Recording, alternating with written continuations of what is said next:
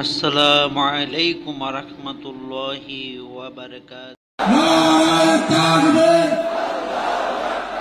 নারায়ে তাকবীর, আল কোরআনের আলো, আল হাদিসের আলো।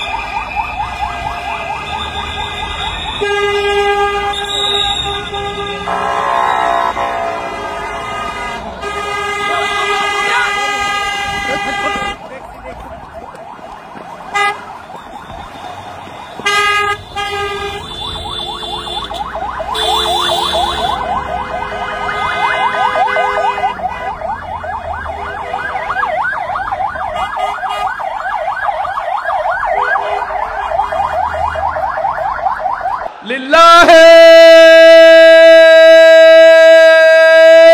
তাকবীর।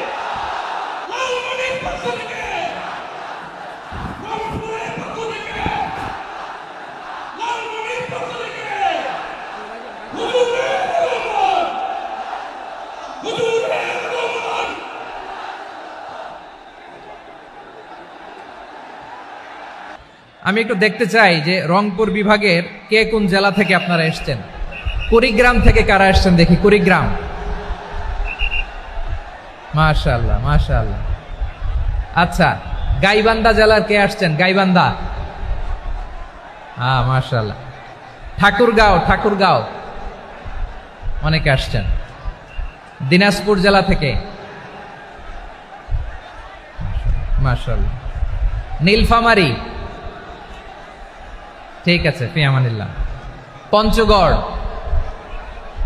অনেক আসছে। রংপুর, রংপুর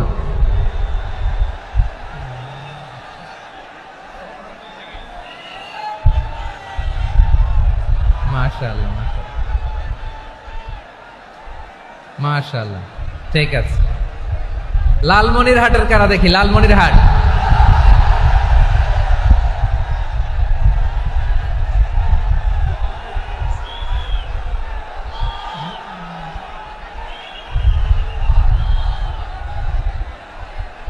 মাশাআল্লাহ, মাশাআল্লাহ,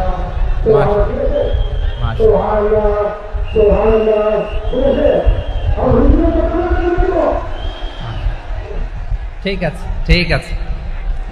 আচ্ছা, এই রংপুর বিভাগের বাইরে থেকে অন্য জেলার কারা কারা আসছেন দেখি? তাও আছে অনেকে, মাশাআল্লাহ, ঠিক আছে, ঠিক আছে। আজকের প্রোগ্রামে উপস্থিত আছেন প্রধান অতিথি হিসেবে অধ্যক্ষ আসাদুল হাবিব দুলু ভাই, সাংগঠনিক সম্পাদক বিএনপি, জাতীয় নির্বাহী কমিটির সভাপতি, জেলা বিএনপি লালমনিরহাট।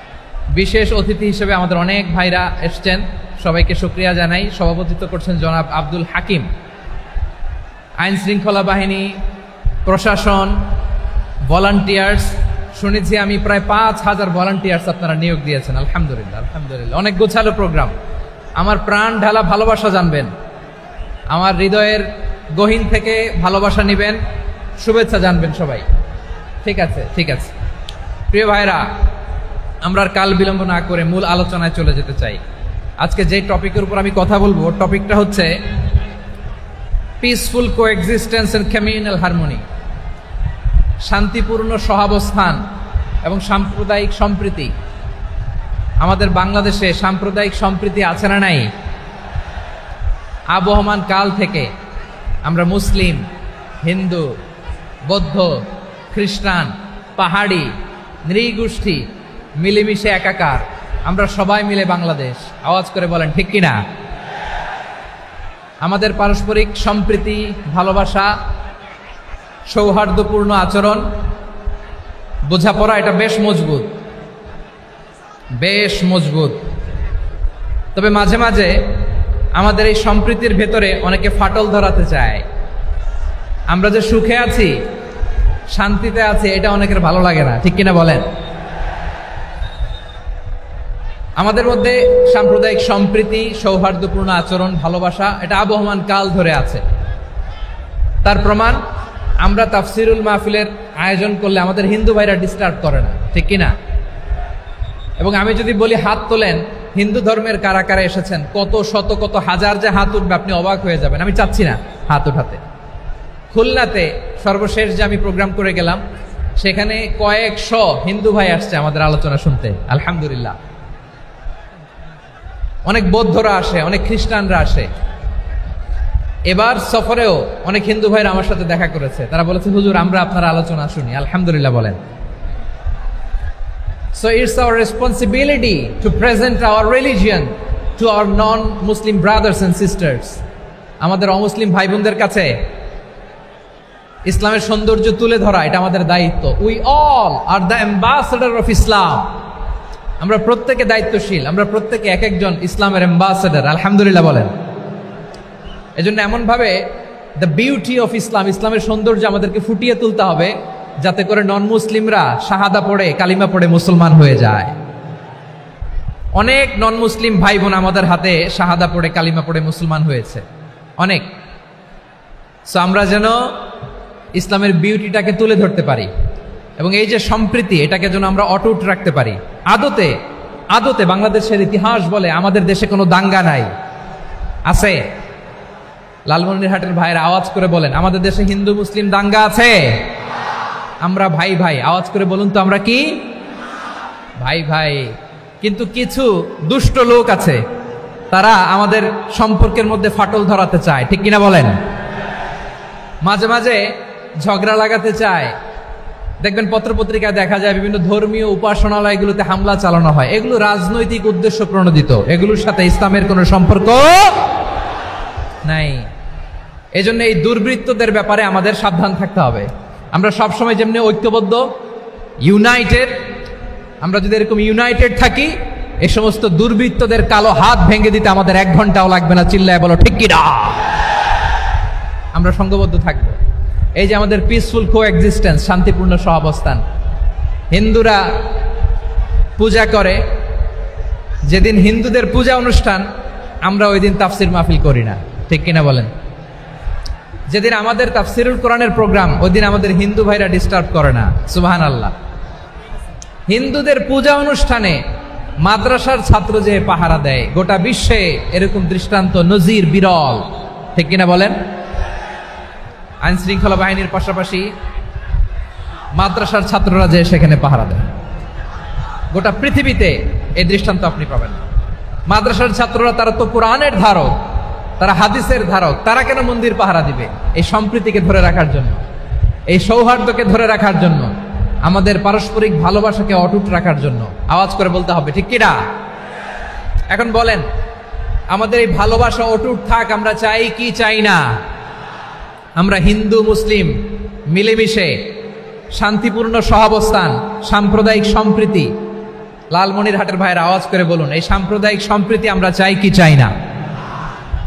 আল্লাহ এই দেশকে তুমি বরকতময় করো, বাংলাদেশকে তুমি শান্তিময় করো। আওয়াজ করে সবাই বলেন আমিন। এই জায়গাটাতে সামান্য একটু আওয়াজ হচ্ছিল, এটাও থেমে গেছে, আলহামদুলিল্লাহ আলহামদুলিল্লাহ।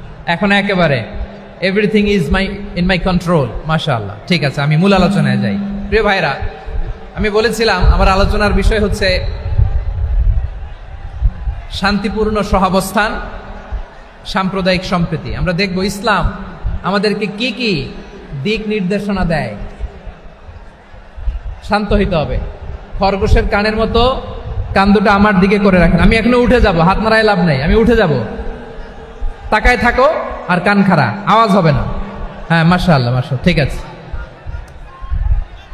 আমরা দেখব যে রাসূল সাল্লাল্লাহু আলাইহি ওয়াসাল্লাম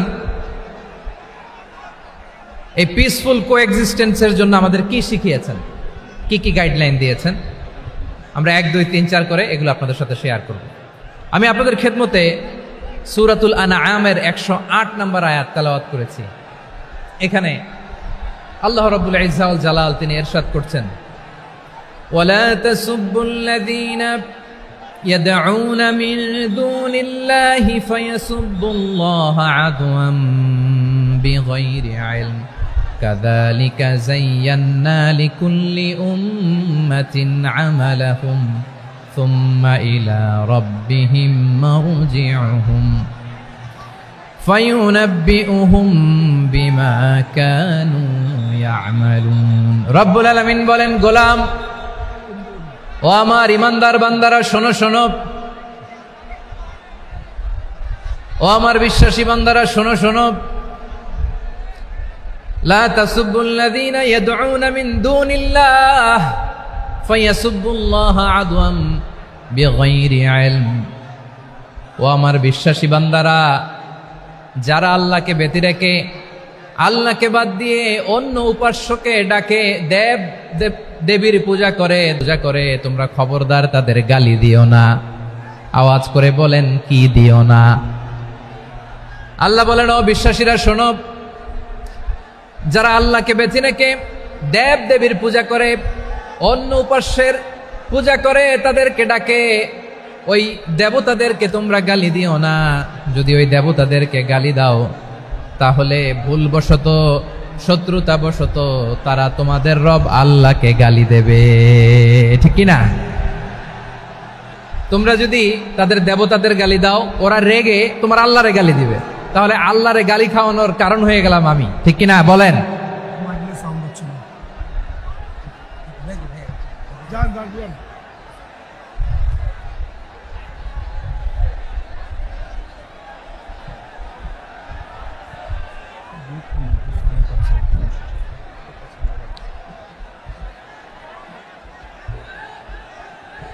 সম্মানিত ভাইয়েরা, এত বিশাল প্রোগ্রাম, মাইকের একটা সেটআপ থাকে, তারগুলো অনেক সময় নড়ে যায়, ধাক্কা ধাক্কিতে ডিসপ্লেস হয়, একটু ঝামেলা হবে।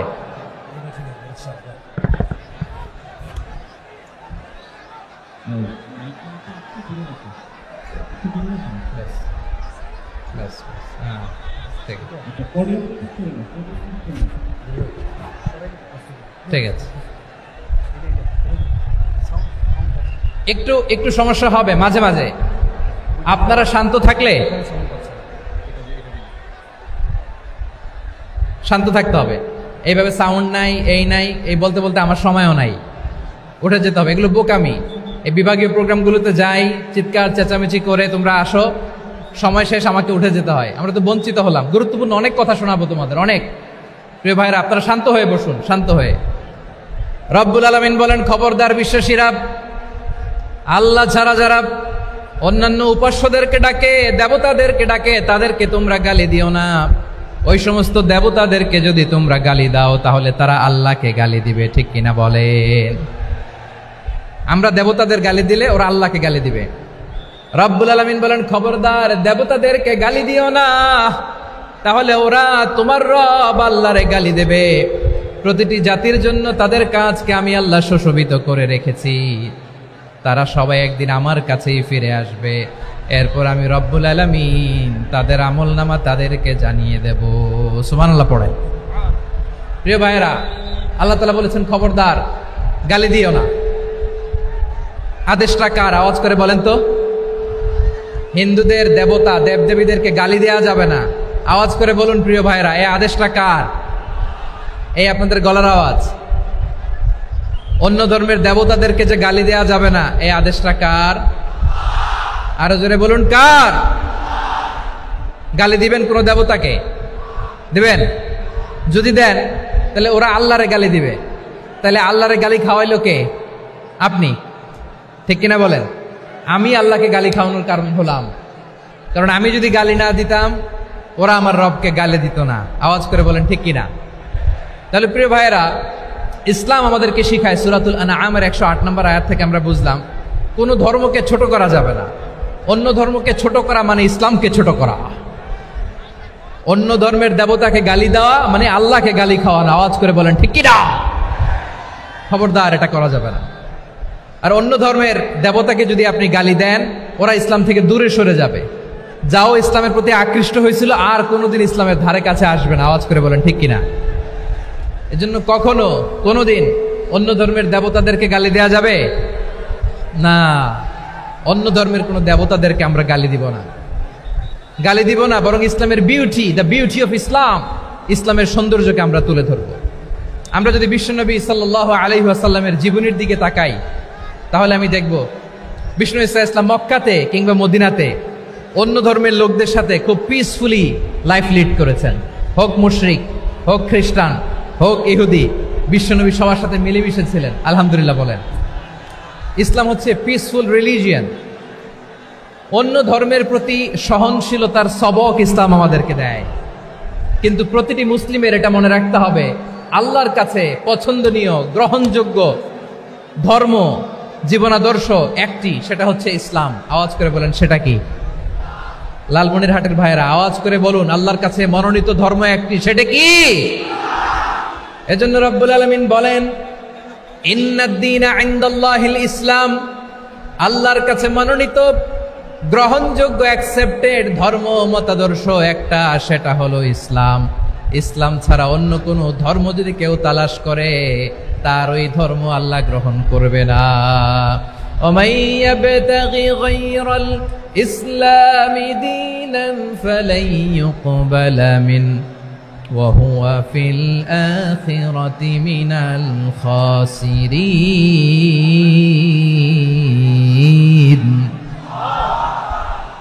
Whoever seek anything except Islam, that won't be accepted from him, and he will be loser in the day of judgment. কিয়ামতের দিন ইসলাম ছাড়া কেউ যদি অন্য কোনো ধর্ম তালাশ করেছে দুনিয়াতে, তার এই মতাদর্শ গ্রহণ করা হবে না। and he will be loser, সে হবে লুজার, ক্ষতিগ্রস্ত, হাই হাই কোম্পানির ম্যানেজার।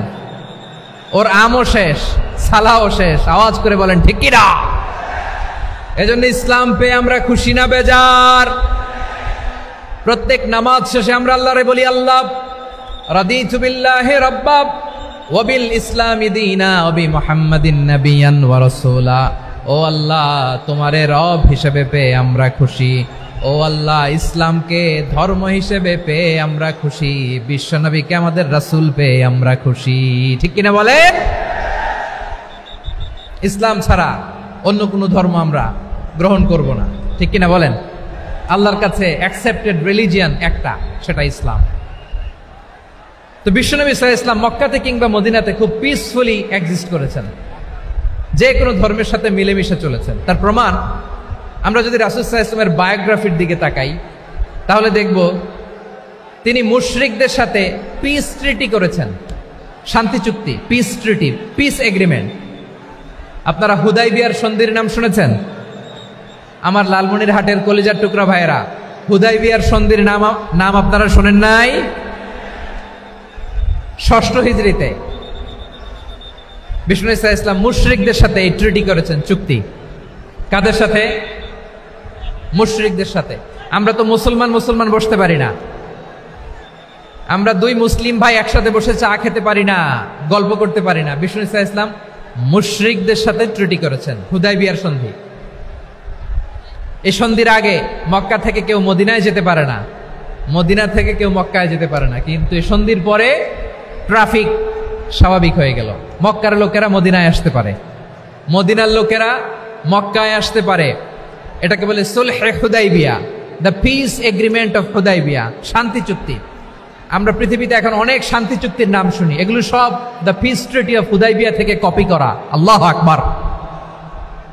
তাহলে বিশ্বনবী সাল্লাল্লাহু আলাইহি সাল্লাম তিনি যে শান্তিপূর্ণ সহাবস্থানে বিশ্বাসী ছিলেন, মুসলমানেরা যে অন্য ধর্মের প্রতি সহনশীল, তার প্রমাণ হচ্ছে এই পিস ট্রিটি। শুধু তাই নয়, মাইকের সাউন্ডটা একটু বাড়াই দিতে হবে, খুব দুর্বল, একটু মজবুত করতে হবে, আর একটু ক্লিন করতে হবে, আর সবগুলা জায়গায় সাউন্ড যাচ্ছে কিনা একটু ক্রস চেক করতে হবে। হ্যাঁ, পাবেন দিচ্ছে mike operator, he is trying his level best, দিচ্ছে। মাইক অপারেটর যিনি আছেন, প্রতিটি জায়গায় প্রতিটি সাউন্ড বক্সে যেন আওয়াজ পাওয়া যায়, একটু ক্রস চেক করেন, সাউন্ডটাকে একটু স্ট্রং করে দেন। হ্যাঁ, ঠিক আছে, মাশাআল্লাহ। এদিকে তাকান, এদিকে। মক্কার পার্ট গেল, পিস এগ্রিমেন্ট করলেন, শান্তি চুক্তি। বিষ্ণু ঈসা ইসলাম মদিনায় যে কি করলেন? মদিনায় যে বিষ্ণু ঈসা ইসলাম মদিনা চার্টার করলেন, মদিনা সনদ, সাহিফাতুল মদিনা, এটার বলে মদিনা চার্টার। যে ওয়েস্টে, ইউরোপে, আমেরিকাতে তারা অনেক চার্টার করে, এই সব চার্টার মদিনা চার্টার থেকে কপি করা। আওয়াজ করে পড়েন সুবহানাল্লাহ। বিষ্ণু ঈসা ইসলাম মদিনায় গেলেন, মদিনাতে মুসলিম, মুশরিক, ইহুদি, এই 3 ধর্মের লোক মিলে সব স্টেক হোল্ডার যারা আছে সবাইকে নিয়ে বিষ্ণু ঈসা ইসলাম মদিনা চার্টার করলেন, মদিনা সনদ। পড়েন সুবহানাল্লাহ। শুধু তাই নয়, মক্কাতে বিশ্বনবী পিস এগ্রিমেন্ট করলেন, শান্তি চুক্তি মুশরিকদের সাথে। মদিনাতে যে বিশ্বনবী মদিনা চার্টার করলেন, মদিনা সনদ করলেন ইহুদিদের সাথে। আবার মদিনাতে বিশ্বনবী ইহুদিদের সাথে পিস ডায়ালগ করলেন, ইন্টারফেথ ডায়ালগ করলেন, আন্তধর্মীয় সংলাপ করলেন। যেই সংলাপের মূল ভিত্তি ছিল তাওহীদ। মূল ভিত্তি ছিল কি? তাওহীদ।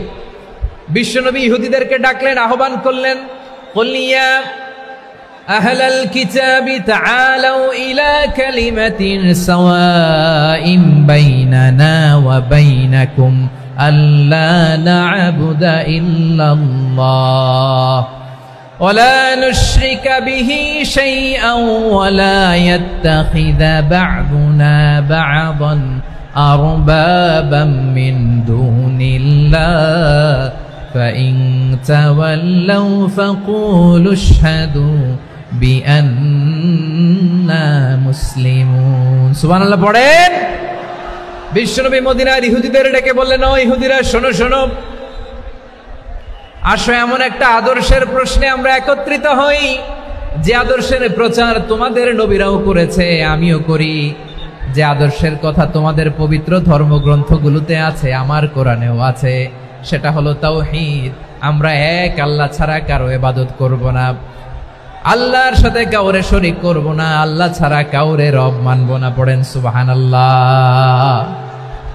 তাহলে আমার প্রিয় লালমনিরহাটের ভাইরা, মদিনাতে যে তিনি মদিনা চার্টার করলেন, মদিনা সনদ, পিস ডায়ালগ করলেন, শান্তির সংলাপ, ইন্টারফেথ ডায়ালগ করলেন, আন্তধর্মীয় সংলাপ, যার ভিত্তি ছিল তাওহীদ। সুবহানাল্লাহ পড়েন। তাহলে অন্য ধর্মের প্রতি সব সময় ইসলাম সহনশীল। টলারেন্স যদি আপনি দেখতে চান, ইসলামের নবী বিশ্ব নবীর দিকে তাকান, ঠিক কিনা বলেন? আমরা তো সংখ্যালঘুদের রাইটস প্রোটেক্ট করার জন্য কত আইন বানাই, কত বৈঠক করি, কত সংবাদ সম্মেলন করি। বিষ্ণু সাল্লাল্লাহু আলাইহি ওয়াসাল্লাম সংখ্যালঘুদের রাইটসের ব্যাপারে, অধিকারের ব্যাপারে যে কথা বলেছেন, শুনলে আপনি অবাক হয়ে যাবেন।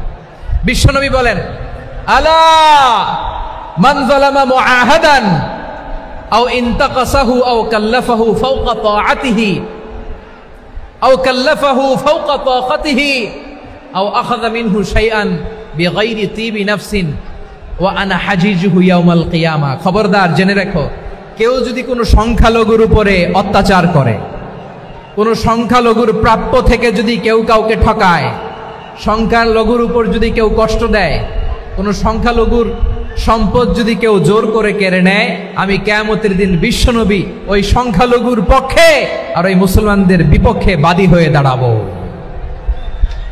সুবহানাল্লাহ বলতে পারলেন না? আল্লাহু আকবার। আপনি নামাজি, আপনি মুসল্লি, আপনি হাজী সাহেব, তাহাজ্জুদ পড়তে পড়তে কপালে দাগ ফেলে দিছেন, আপনার প্রতিবেশী হিন্দু, ভাবছেন আমার তো পাওয়ার আছে, ওর জমিটা দখল করি। বিশ্বনবী বলেন, কিয়ামতের দিন ওই হিন্দুর পক্ষে তোর বিরুদ্ধে আমি বাদী হয়ে দাঁড়াবো। পৃথিবীর কোন ধর্মে এরকম স্টেটমেন্ট পাবেন? পাবেন? আপনি ভাবছেন আপনি নামাজ পড়লে হাজী সাহেব কপালে দাগ ফেলায় দিলে আপনি সেলসেলায় জান্নাতে চলে যাবেন না? খবরদার। বিশ্বনবী বলেন, কোন সংখ্যালঘুর উপর যদি কেউ আক্রমণ করে, তার প্রাপ্য তাকে না দিয়ে যদি তাকে ঠকায়, তার উপর জুলুম করে, তার সম্পদ যদি কেড়ে নেয়, আমি নবী, তুমি মুসলিম হইতে পারো, মুসল্লি হইতে পারো, তার পক্ষে তোমার বিপক্ষে আল্লাহর দরবারে বাদী হয়ে দাঁড়াবো। আচ্ছা লালমনিরহাটের ভাইরা, কথা বুঝতে পারলে আওয়াজ করে উত্তর দেন। বিশ্বনবী যদি কারো বিপক্ষে দাঁড়ায় কিয়ামতের দিন, আই রিপিট, আমি আবারও বলছি, বিশ্বনবী যদি কিয়ামতের দিন কারো বিপক্ষে দাঁড়ায়, ও তো সেলসেলায়া জান্নাতি, তাই না? জান্নাতি না? যে নবীর সুপারিশ ছাড়া জান্নাতের গেটও দেখা যাবে না, ওই নবী যদি বলে তোর বিপক্ষে আমি বাদী হয়ে দাঁড়াবো, ওই জান্নাতে আর ঢোকার কোনো সুযোগ আমাদের থাকবে? এখানেই শেষ না আমার প্রিয় লালমনিরহাটের ভাইয়েরা, এখানেই শেষ নয়। বিশ্বনবী বলেন, মান কাতালা মুআহাদান, বুখারীর বর্ণনা, মান কাতালা মুআহাদান লাম ইয়ারাহ রাইহাতাল জান্নাহ। কেউ যদি, কোন মুসলিম যদি অন্যায়ভাবে কোনো সংখ্যালঘুকে হত্যা করে, কোনো হিন্দুকে হত্যা করে, কোনো বৌদ্ধরে হত্যা করে, অন্যায়ভাবে কোনো মুসলিম যদি কোনো সংখ্যালঘুরে হত্যা করে, জান্নাতে যাওয়া তো দূরের কথা, ওই মুসলিম জান্নাতের ঘ্রাণও পাবে না। সেই বুখারীর বর্ণনা, মান কাতালা মুআহাদান লাম ইয়ারাহ রাইহাতাল জান্নাহ ওয়া ইন্না রিহাহা লা ইউজাদু মিন মাসিরাতি 40 আমা। যে জান্নাতের ঘ্রাণ 40 বছর দূরের রাস্তা থেকেই পাওয়া যায়। সুবহানাল্লাহ পড়েন। প্রিয় ভাইরা, এখান থেকে জান্নাতে পৌঁছতে লাগবে 40 বছর। এত দূর, কত বছর? সবাই বলেন কত বছর? এখান থেকে জান্নাতে পৌঁছতে লাগবে 40 বছর। এত দূরে থাকতেই জান্নাতের ঘ্রাণ আপনার নাকে এসে ধাক্কা মারবে। বিষ্ণুই বলেন, যে ব্যক্তি কোন সংখ্যালঘুকে হত্যা করে, জান্নাতের ঘ্রাণ তো পাবেই, জান্নাতে তো ঢুকতে পারবেই না, জান্নাতের ঘ্রাণও তার নাকে লাগবে না। পড়েন না আউযুবিল্লাহ। তাহলে সংখ্যালঘুদের ব্যাপারে ইসলামে অধিকার দেয়া আছে না নাই? লালমনিরহাটের ভাইয়ের আওয়াজ করে বলেন, আমার সংখ্যালঘু হিন্দু ভাইদের রাইটস, অধিকার আমাদের ইসলামে প্রোটেক্টেড আছে না নাই? এখানেই শেষ না। বিষ্ণু ইসলাম আপনার অমুসলিম প্রতিবেশীর সাথে ভালো আচরণ করতে বলেছে। আমাদের হয় না এটা মুসলিম পাড়া, ওটা বৌদ্ধ পাড়া, হয় না? অনেক সময় হয় না এটা আমাদের মুসলিম পাড়া, ওইটা হিন্দু পাড়া, এরকম আছে না নাই? লালমনিরহাটে নাই না? আছে? হিন্দু যদি আপনার প্রতিবেশী হয় কি করবেন? ওরে কষ্ট দিবেন নাকি? কেন? ও তো হিন্দু, ও তো আমার আল্লাহরে ডাকে না, ওরে কষ্ট দিলে জায়েজ হবে না? খবরদার। বিষ্ণু ইসলাম বলেন, মান কানা ইউমিনু বিল্লাহ ওয়াল ইয়াউমিল আখির ফালিউকরিম জারাহ। যে আল্লাহ বিশ্বাস করে আর আখিরাতে বিশ্বাস করে, সেজন্য প্রতিবেশীর সাথে ভালো আচরণ করে। সুবহানাল্লাহ। কলিজা জুড়ায় যায় না আমার নবীর কথাগুলো শুনলে? যে আল্লাহ বিশ্বাস করে যে আখেরাতে বিশ্বাস করে সে যেন প্রতিবেশীর সাথে ভালো আচরণ করে। এখানে বলছে মুসলিম প্রতিবেশী, বলছে নামাজি প্রতিবেশী, বলছে আল্লাহওয়ালা প্রতিবেশী, বলছে না। প্রতিবেশী আস্তিক হোক নাস্তিক হোক, প্রতিবেশী মুমিন হোক মুশরিক হোক, প্রতিবেশী হইলেই তার সাথে ভালো আচরণের দরকার আছে না নাই? আমার প্রিয় লালমনিরহাটের ভাইয়েরা, বিষ্ণু ইসা ইসলাম ওনার ইহুদি প্রতিবেশীদের দেখাশোনা করতেন। আওয়াজ না শোনা যাক, আমারও তো দেখা যায়, আমারও তো দেখা যায়। তাকায় থাকেন, তাকায় থাকলে সওয়াব হবে। কোরআনের কথা যেখান থেকে হয় এদিকে তাকায় থাকলেই বরকত। তাকায় থাকেন। জি জি, মাইক, আমি তো আর মাইক ঠিক করতে আসি না এদিকে, এই মাইক ঠিক করব ওই মাইক ঠিক করব, ওদিকে পাইলট বলবে হুজুর চলে আসেন। জি বসুন বসুন, মাশাআল্লাহ, হ্যাঁ খুব শান্ত, ঠিক আছে। পুলিশ ভাইরা না খেয়ে দিনরাত আপনারা যাতে সুশৃঙ্খল একটা প্রোগ্রাম উপহার পান এটাই চেষ্টা করতেছে, আপনাদেরকে কষ্ট দিতে আসে নাই, একটু একটু সহযোগিতা করেন। জি মাশাআল্লাহ, হ্যাঁ ঠিক আছে। আমার প্রিয় ভাইরা, প্রতিবেশী আস্তিক হোক নাস্তিক হোক, মুসলিম হোক হিন্দু হোক, তার সাথে ভালো আচরণ করতে হবে। বিষ্ণু ইসা ইসলাম ওনার ইহুদি প্রতিবেশীর বাসায় যেতেন। কোন প্রতিবেশী? ইহুদি। আওয়াজ করে বলেন, কোন প্রতিবেশী? ইহুদি। এক ইহুদি কিশোর বিষ্ণু ইসা ইসলামের খেদমত করতে, ইহুদি ছেলে আমার নবীর খেদমত করতো, তারা ছিল নবীর প্রতিবেশী। তো অনেক দিন হয় ইহুদি ছেলেটা আসে না। বিষ্ণুনবী খোঁজ দিলেন, ঘটনা কি? একটা ইহুদি ছেলে না আমার খেদমতে আসতো, ছেলেটা কই? খোঁজ নিয়ে জানলেন ছেলেটা অসুস্থ। বিষ্ণু ইসা ইসলাম ওই ইহুদির বাড়িতে চলে গেলেন ওই ছেলেটাকে দেখা করার জন্য, ভিজিট করার জন্য। সুবহানাল্লাহ পড়বেন না? গেলেন, যে দেখে ইহুদি ছেলেটা মুমূর্ষ, জান জান যায় যায় ভাব, বিছানায় পড়ে আছে, তার বাবা দাঁড়ানো। বিশ্বনবী তার মাথার পাশে বসলেন, মাথায় হাত বুলিয়ে দিলেন, আর ছেলেটাকে বললেন আসলিম, হে ইহুদি ছেলে আসলিম, ইসলাম ধর্ম গ্রহণ করো। তো ছোট্ট ছেলে ভাবে আমরা ইহুদি, এখন ইসলাম ধর্ম গ্রহণ করলে আব্বা যদি বকা দেয়, ফানাযারা ইলা ওয়াজহি আবি, ছেলেটা তার বাবার চেহারার দিকে তাকালো, দেখি আব্বা কি কয়। আব্বা যদি বলে তাইলে ইসলাম ধর্ম গ্রহণ করবে।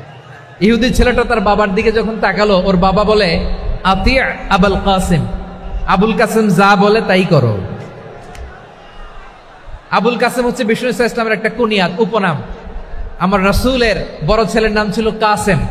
যেমন দেখবেন আমাদের এলাকায় কারো ছেলের বড় ছেলের নাম যদি হয় আব্দুল্লাহ, এরা আব্দুল্লাহর বাপ বলে ডাকে। কারো বড় মেয়ের নাম যদি হয় ফাতেমা, এরা কি ডাকে?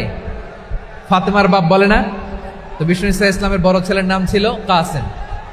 ইহুদি বাবা বলল আতি আবুল কাসেম, আবুল কাসেম যা বলে তাই শোনো, মানে মোহাম্মদ যা বলে তাই শোনো। এই কথা শুনে ছেলে সাহস পাইছে, ছেলে আবার পড়তে আরম্ভ করলো আশহাদু আল্লাহ ইলাহা ইল্লাল্লাহ ওয়া আশহাদু আন্না মুহাম্মাদার রাসূলুল্লাহ, পড়েন আল্লাহু আকবার। বিশ্বনবীর আহ্বান শুনে ওই আহ্বানে সাড়া দিয়ে ইহুদি ছেলে শাহাদা পড়ে মুসলমান হয়ে গেল। তার হৃদয়টারে ঈমানের নূর দিয়ে আলোকিত করে দিল কে? প্রিয় ভাইরা, এবার রাসূল সাল্লাল্লাহু আলাইহি ওয়াসাল্লাম বের হয়ে আসলেন ঘর থেকে, আর বললেন আলহামদুলিল্লাহিল্লাযী আনকাযাহু মিনান নার, প্রশংসা সে আল্লাহর যে আল্লাহ জাহান্নামে চলে যাচ্ছিল প্রায় এমন একটা লোককে মুহূর্তের মধ্যে কালেমায়ে শাহাদাতের বদৌলতে জান্নাতি বানায় দিলেন। আওয়াজ করে পড়েন সুবহানাল্লাহ। এই হাদিস থেকে আমরা কি শিখলাম? What is the moral of the story? এক নম্বর স্টোরি হলো, প্রতিবেশী ইহুদি হোক হিন্দু হোক, যাবেন, সুসম্পর্ক রাখবেন, উপহার দিবেন, বিপদে পাশে দাঁড়াবেন, তাইলেই তো আপনাদের প্রতি, মুসলমানদের প্রতি তারা আকৃষ্ট হবে, ঠিক কিনা বলেন? আপনি যদি হিন্দুদের সাথে বৌদ্ধদের সাথে নাই মিশেন, নাস্তিকের কাছে নাই যান, তো ইসলামের সৌন্দর্যটা ওরা বুঝবে কেমনে? আমার অনেক হিন্দু পরিচিত ভাই আছে, ওরা আমাদের ইফতারির প্রোগ্রামে এসে একসাথে ইফতারি করে। অনেক মদখোর আমার সাথে বসে একসাথে ডিনার করে, হাফ প্যান্ট পরা, গলায় স্বর্ণের চেইন, হাতে স্বর্ণের ব্রেসলেট, আইসা আমার সাথে ডিনার করছে, আছে এরকম। গাঁজাখোর, আমি বলি আসো, welcome welcome to my dinner, আসো বসো। বসলেই তো আমি ওর ডিএনএ, চিন্তার ডিএনএ চেঞ্জ করে দেওয়ার সুযোগ পাবো, চিল্লায় বলো ঠিক কিনা? আসতে হবে আমার কাছে। Hour door is open, the door of Islam is open 24/7। সব সময় আমাদের ইসলামের দরজা আমার অমুসলিম ভাইদের জন্য খোলা আছে না নাই? এই হাদিস থেকে দুইটা শিক্ষা। এক নম্বর শিক্ষা, প্রতিবেশী মুসলিম হোক অমুসলিম হোক, যান, অসুস্থ হইলে একটু আপেল নিয়ে যান, আঙ্গুর নিয়ে যান, কমলা নিয়ে যান, তাদের সাথে ভালো আচরণ করেন। ইসলামের বিউটি দেখে, সৌন্দর্য দেখে অবাক হবে, নসিব ভালো হলে কোনোদিন কালিমা পড়ে মুসলমান হয়ে যাবে। ঠিক কিনা বলেন? তাহলে অমুসলিমের সাথে ভালো সম্পর্ক। বিশ্বনবী ইহুদির বাড়িতে গেলেন, ইহুদির বাড়ি, আর আমার মুসলমান ভাই আমার কাফের বলে, এরকম আছে না নাই? মুসলিম মুসলিমরা দেখতে পারে না, সহ্য করতে পারে। বিশ্বনবী সাল্লাল্লাহু আলাইহি ওয়াসাল্লাম ইহুদির বাড়িতে গেলেন, এটা একটা শিক্ষা। আরেকটা শিক্ষা হলো, ভাইরা ধাক্কা মারে এসে সামনে এসে কি লাভ? প্রোগ্রাম তো শেষ হচ্ছে, এখনই শেষ হচ্ছে। তো এই যে আমাদের বকশি ভাই ওয়াদা নিল, হাত তোলালো, মিম বলে এত কথা বলল, তো আমি জেলায় জেলায় যে খালি হাত নাড়াই তোমাদের জন্য নাকি? হ্যাঁ, হাত নাড়াই শুধু। এই ধাক্কাইতে ধাক্কাইতে এদিকে এসে হাত নাড়াইতেছে, হয়েছে তো, দেখলাম তো, ঠিক আছে, মাশাআল্লাহ, অনেক সুশৃঙ্খল, অন্যান্য যে কোনো জেলার জন্য সুশৃঙ্খল। আমার দিকে তাকাও, আমার দিকে তাকাও, ঠিক আছে। এই যে দাঁড়িয়ে আছে, একটা ছেলে নড়ে না, দেখছেন? মাশাআল্লাহ মাশাআল্লাহ মাশাআল্লাহ। হ্যাঁ, এইভাবেই। আর কয়েকটা মজাদার কথা আছে, শোনো। এই হাদিস থেকে আমাদের শিক্ষা হলো, আমার প্রতিবেশী যেই ধর্মের হোক আমি সম্পর্ক রাখবো। অসুস্থ হলে যাব, কি বলেন ভাইরা? যাবেন না? যাবেন না আপনারা? আচ্ছা, 2 নম্বর শিক্ষা হলো, বিষ্ণু ঈসা ইসলামের খাদেম ছিল ইহুদি, এতদিন খেদমত করলো, একদিনও বিশ্বনবী ওরা কালিমার দাওয়াত দেয় নাই। কারণ কি? বিশ্বনবী একটা ভালো সময়ের অপেক্ষা করতেছিলেন, প্রপার টাইমিং। দাঈর কাজ হচ্ছে দাঈ ইলাল্লাহ, সে হচ্ছে সুযোগ সন্ধানী। দাঈ সুযোগ খোঁজে, কখন দাওয়া দিলে ব্যাটে বলে হবে, ঝোপ বুঝে কোপ মারে, ঠিক কিনা বলেন? বিষ্ণু ঈসা ইসলাম ভালো সময়ের অপেক্ষা করতেছিলেন, দেখি ভালো সময় আসুক আসুক আসুক আসুক। আস্তে আস্তে এমন সময় আসছে, ছেলে এবার মুমূর্ষ। অসুস্থ ব্যক্তির হৃদয় অত্যন্ত নরম থাকে, হসপিটালে যখন কেউ যায় তার হৃদয়টা বড্ড নরম থাকে, মৃত্যুর ভয়ে তার অন্তরটা নরম থাকে, ঠিক কিনা বলেন? এই প্রপার টাইমিং এর অপেক্ষা করতেছিলেন। যখনই টাইমিং পেয়েছেন, দাওয়াত দিলেন, পড়ো লা ইলাহা ইল্লাল্লাহ, সুবহানাল্লাহ পড়েন সবাই। তাহলে ইসলাম অমুসলিম প্রতিবেশীর সাথে ভালো আচরণ করতে বলে। ইসলাম অমুসলিম মাতা পিতার সাথেও ভালো আচরণ করতে বলে। মাতা পিতা যদি অমুসলিম হয়, তারা ফেলে দিতে পারবেন? পারবেন? পারবেন? আমার লালমনিরহাটের ভাইরা, অনেক হিন্দু ছেলে আমাদের হাতে শাহাদা পড়ে মুসলিম হয়, কিন্তু ওর মা মুসলমান হয় নাই, বাবাও হয় নাই, এরকম আছে না নাই?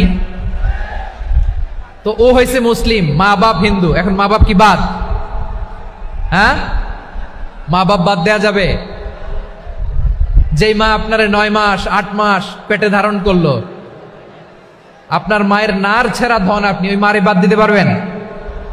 যে মায়ের বুকের তাজা দুধ খেয়ে আপনি আজকে বাড়ন্ত তাজা তরতাজা, ওই মারে বাদ দেয়া যাবে?